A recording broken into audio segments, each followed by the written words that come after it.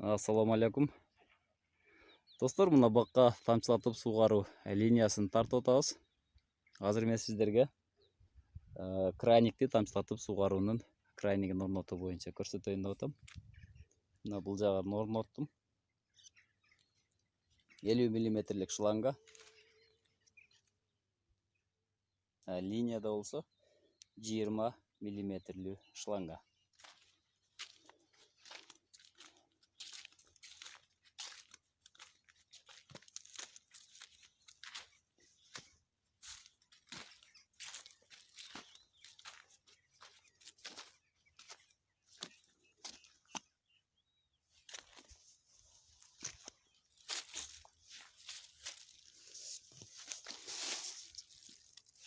Мына бул шланганы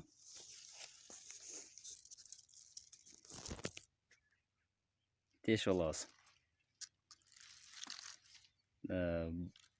Бурумунака 20 менен тешип алабыз.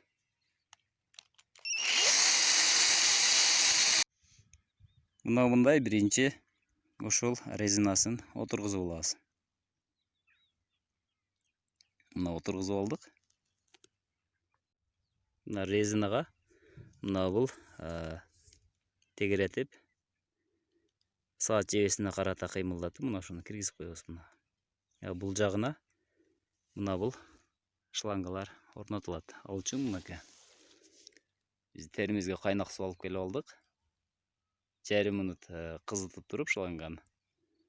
Анан мына ушул краникке туташтырылат.